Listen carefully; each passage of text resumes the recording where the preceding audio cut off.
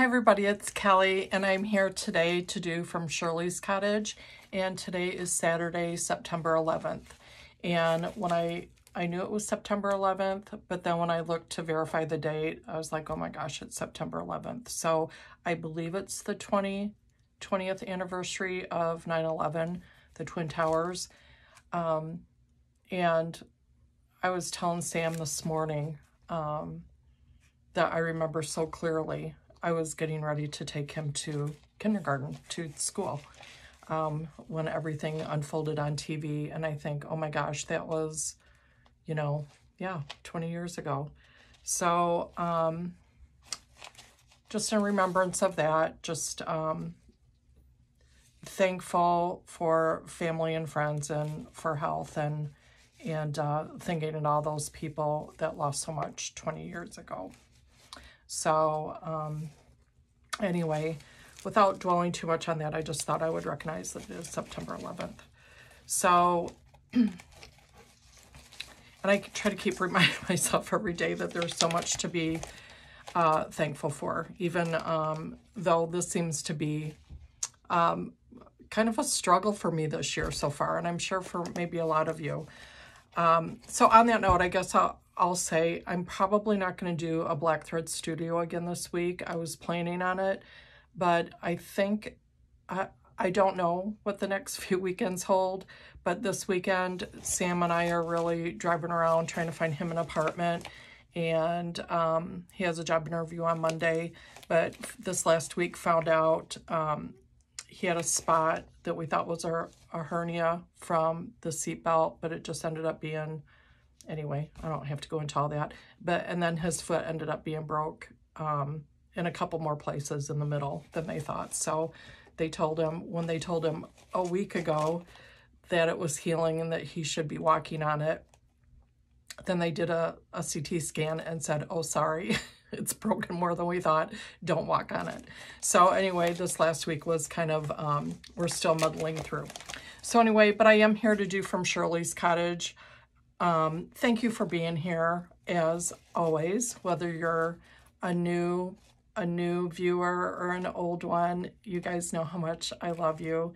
And I might not be offering good content right now, but for me, just showing up is a plus in my book because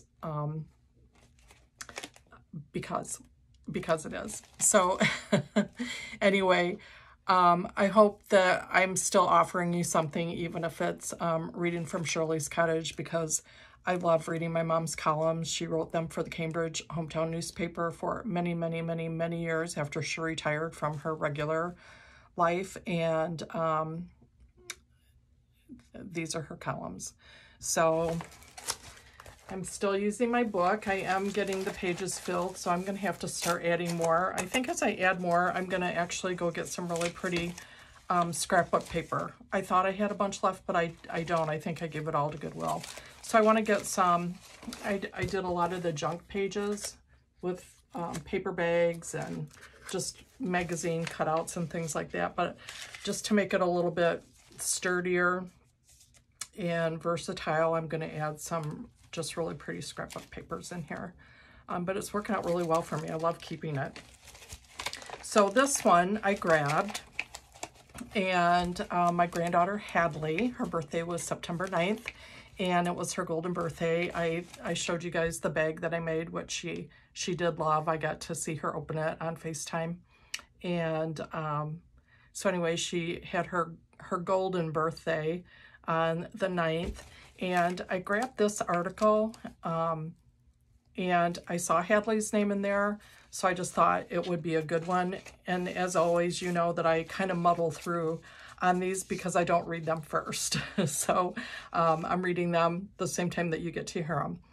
So this one is from Thursday, September 26th, 2013, and it is called Babies, Birthdays, Ezra, Trees, and Home. There we go. So here we go. The first section is babies. Last week, Kelly, my daughter, Paige's mom, and Hadley's grandma and I flew to Mount Pleasant, South Carolina for a belated birthday visit. Hadley was 1 year old on September 9th. How many columns could I write about the wonders, beauty, and joy of a year-old baby? I leave that for another day when I can talk about her without bragging, if that is possible. So then she titles the next section, Birthdays. On her real birthday, her mom and dad, Chris and Paige, took her to their favorite Japanese restaurant where she loves miso soup and fried rice. Meanwhile, while we were visiting, sightseeing downtown Charleston and watching a few surfers catching a wave on the amazing Atlantic, I was missing another birthday at home. Ted, my brother, had a birthday on the 21st. It is said, age is just a number, but as the numbers rise, I say again, you are at the perfect age, old enough to have a past and young enough to have a future. Happy birthday, Ted. So his birthday's coming, isn't it? Ezra. Ezra is a bulldog. He is Paige's beloved dog. Chris has an Australian Shepherd, and Quincy is a nice dog who really doesn't bother anyone. At least he didn't bother me. Ezra took a liking to me. In fact, I could not do a thing without him. He would push open the bathroom door while I took a shower, wanted to share meals with me, camped under the seat of my walker. She had hip not healed yet. So that was 2013, Mom. That's how long that walker's been your best friend.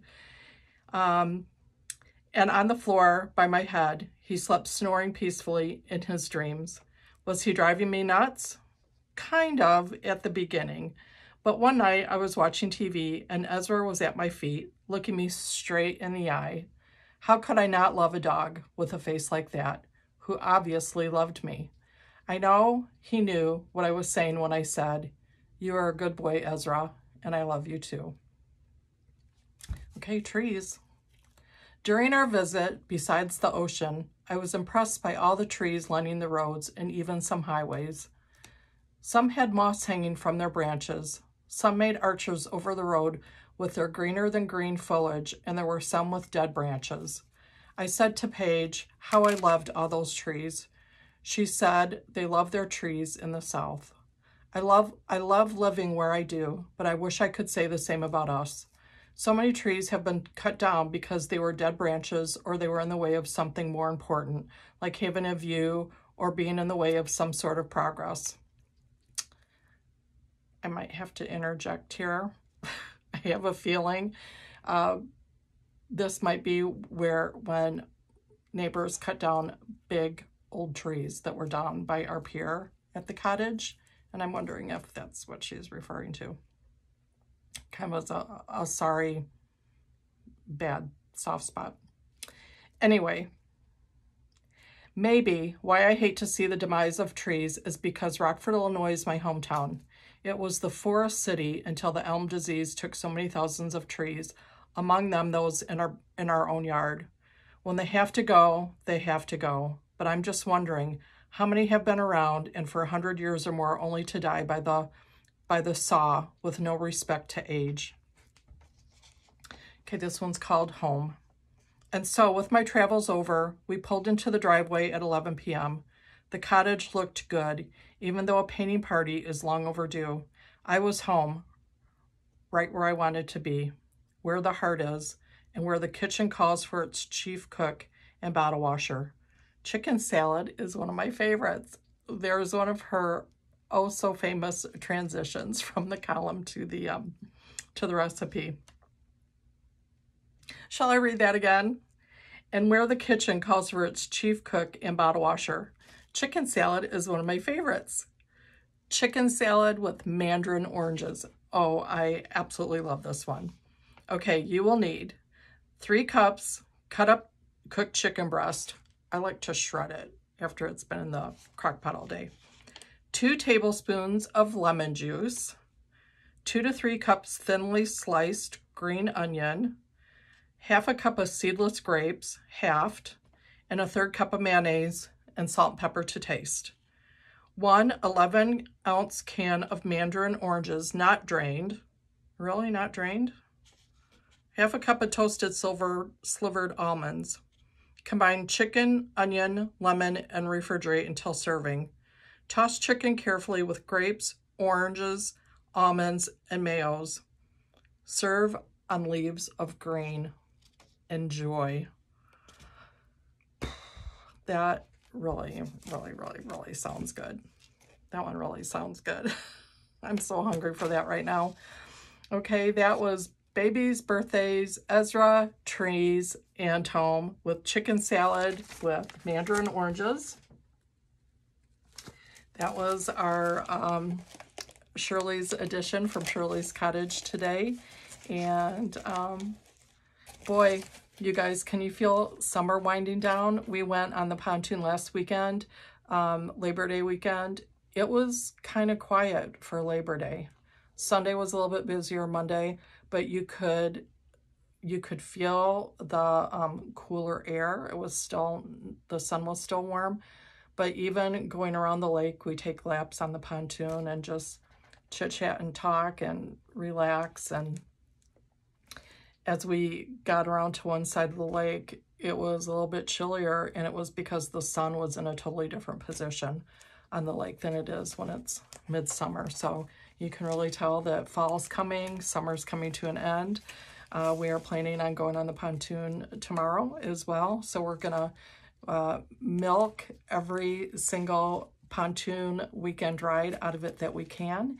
And I hope that you're gonna enjoy your weekend as well. And you know, I like to say, have a beautiful day. So thanks for being here. Hey, when I get the hankering, or when the energy allows, I will be. Now I will say, it isn't like I am cross-stitching a lot. I am doing sampler September, or September sampler cross-stitching. I'm working on the Pilgrim. Maybe I should grab that to show you.